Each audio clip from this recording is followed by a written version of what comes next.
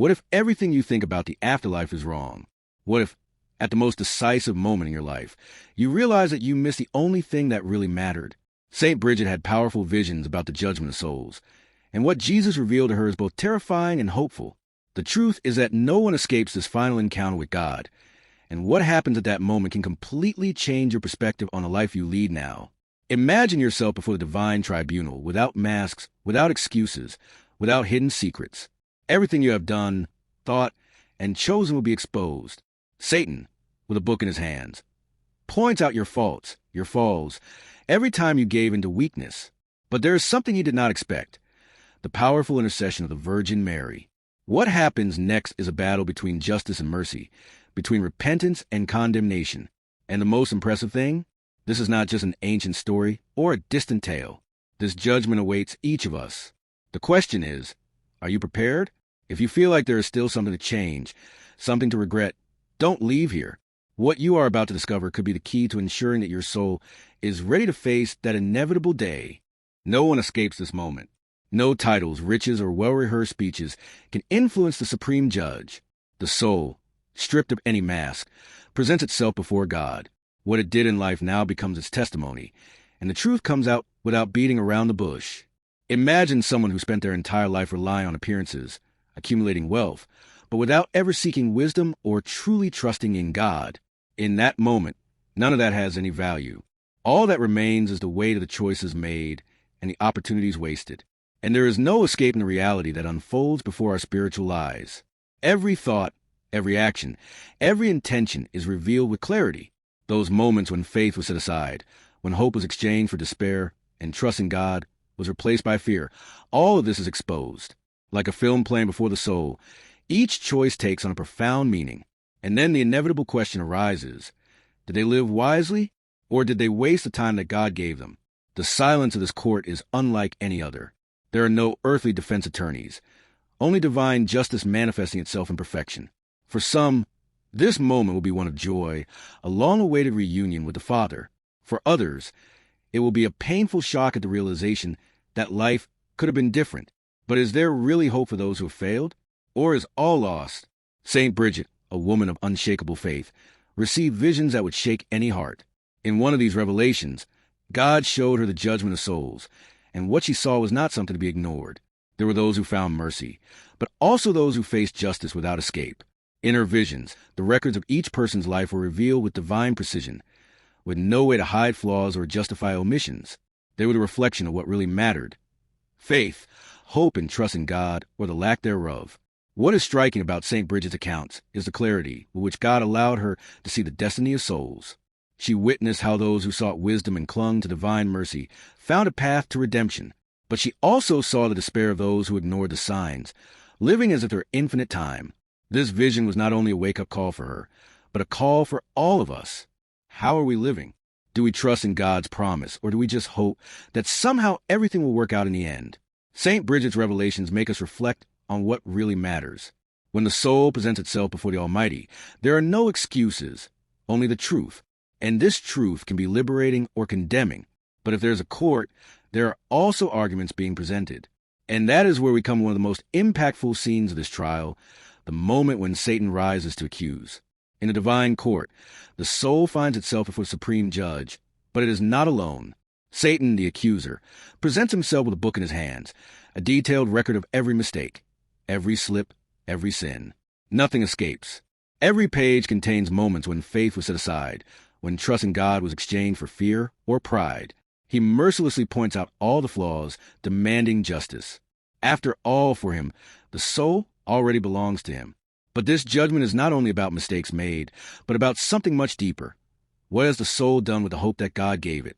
What many forget is that Satan knows human weakness better than anyone. He not only accuses, but also argues. He reminds the soul of all the times it gave in temptation, of all the broken promises, of the lack of wisdom in its choices. He insists that the soul does not deserve redemption, that it is already condemned. And if we think about it, this is the same game he plays in everyday life, when he tries to convince us that there is no turning back, that there is no forgiveness. But does he really have the last word? Faced with these accusations, everything seems lost. The soul feels the weight of the enemy's words. almost believing that there is no way out. But it is at this moment that a voice rises in its defense.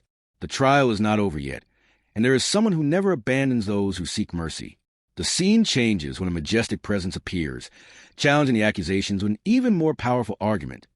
The love of a mother who does not give up on her children. At the moment when all seems lost, a soft glow illuminates the courtroom. The Virgin Mary, Mother of Mercy, appears before the Supreme Judge. Her gaze does not bring condemnation, but compassion. She does not deny the sins of the soul, nor ignore the accusations, but her presence changes everything. With a calm but firm voice, she questions Satan. Where's repentance in this equation? Where's the love that covers a multitude of sins? The accuser is troubled, for he knows that there is something he can never erase, a son's trust in his mother's intercession. Mary then opens another book, not a book of sins, but a book of hope, where are recorded all the times his soul prayed, all the sincere tears she had asking for forgiveness, all the moments in which he chose faith, even when wavering, every act of kindness, every attempt to get back on the right path. And therein lies the difference. Satan can collect sins, but he cannot erase God's mercy. This is a great truth that we often forget. Sincere repentance carries more weight in the divine court than any accusation from the enemy. The presence of the Virgin Mary is a reminder that no one is alone. How many times, in moments of despair, has a simple Mary go ahead, open impossible paths? This judgment is not only about condemnation, but about transformation. The soul is before the choice, to believe the enemy's accusations or to trust in the love of God who, through Mary, offers a new chance. And while this clash takes place, Jesus' gaze is fixed on the soul, awaiting the final decision. Silence hangs over the courtroom. Everyone awaits the Supreme Judge's decision. Jesus observes the soul with a gaze that pierces through all human masks and justifications. He does not need proof or arguments. He sees a heart. The soul, overcome by shame and fear, can barely raise his eyes, but something within it still beats. Hope. It knows that before him there is no deception, and it is at that moment that Mary's voice resounds. Son, this soul has trusted in your mercy. Do not ignore the moments when it chose faith in the midst of darkness. Jesus does not answer immediately. He leafs through the records of that soul's life. The falls are evident, but there are also attempts to get up. As much as Satan tries to exalt sins, there is something that weighs more on the divine scale, the sincere desire to return to the right path. Jesus then raises his eyes and pronounces the words that will define the soul's destiny. Mercy always has the last word. However, he does not ignore justice. There are marks to be purified, shadows that need to be dispelled before the soul can enter into the fullness of God's presence. The soul realizes that eternal damnation was not its destiny, but it also understands that there is still a path to travel. God's love is infinite, but holiness demands purification. And so, the court dissolves and the soul finds itself before a new scenario, where the light is different, where hope mixes with the understanding that divine love never abandons, but always transforms. And now, the next step is inevitable, the journey through purgatory. The soul awakens in a place that is neither heaven nor hell. There is light, but it is not complete. There is peace, but there is still pain. This is purgatory, the place where mercy and justice meet. There, every suffering is a purifying fire, burning away the remnants of sins that still stain the soul. It is not a punishment, but a necessity. God's presence is so pure that nothing impure can inhabit it. And the soul, no matter how much it yearns for him, understands that it needs to undergo this purification before immersing itself in the infinite ocean of divine love. The prayers of the living, the alms, the masses, and the sacrifices offered on behalf of souls make all the difference.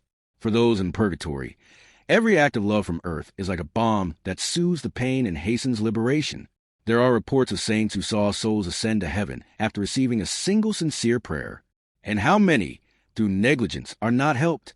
How many could be in glory if only someone remembered them with an act of charity? This is a responsibility that many ignore, but which has eternal consequences. Time in purgatory is not measured by human clocks, but by transformation. The soul feels the weight of its sins, but also experiences hope, because it knows that its final destiny is not perdition, but redemption. And so, between pain and consolation, it prepares itself for a great moment, because when everything is purified, when there is nothing left to separate it from God, it will see the face of the Almighty and understand that everything was worth it. And that moment is about to happen. Life passes like a breath. Today we are here, breathing, planning, dreaming. Tomorrow we may not be here anymore. And what happens next? Many avoid this question, but ignoring it does not change the reality. One day, each of us will appear before God. Riches, titles, followers on social media will have no value at that moment. Only the soul will remain, and everything it has accumulated, good or bad, will be exposed. How many live as if they were never going to leave, wasting their time on vanities and forgetting what is essential? Eternity is not an abstract concept. It is more real than anything we see or touch. And the big question is, where will the soul spend this eternity? The answer lies not in luck or destiny, but in the choices made every day. Small acts of faith and love store up treasures in heaven. The habit of praying, trusting in God, seeking wisdom in the Word, practicing charity, all of these shape a person's eternity. Those who plant faith reap hope. Those who trust in God find peace, even when faced with the uncertainty of tomorrow. The truth is that no one knows the day or the hour. Death comes without warning, and judgment is inevitable. Therefore, the time for change is now. Those who are aware of this reality do not postpone their conversion. If there is something to forgive, let it be forgiven. If there is something to fix, let it be fixed. The soul cannot live as if it had all the time in the world, because one day time will run out. And then, before God, there will be no more second chances, only the consequence of what was chosen in life. Have you ever stopped to think about how the knowledge you have just learned can transform your life? The judgment of souls is not something distant or abstract. It is a reality that is closer than you imagine. Now, the real question is, what are you going to do with this information? Are you going to continue in the same routine, or are you going to make conscious decisions to prepare your soul for what is to come? Don't wait for the day of judgment to try to correct what could have already been done today. Think about the choices you make now, the faith you nurture, the prayers you say. Each one of them is a preparation for that great moment. You can start now with small actions of faith, repentance, and trust in God. Don't let repentance come too late. The time to act is now. If you feel that this message touched your heart, be sure to subscribe to the channel and activate notifications. The journey of learning and transformation doesn't stop here. Come with us to discover more about what really matters. The future of your soul depends on the decisions you make today.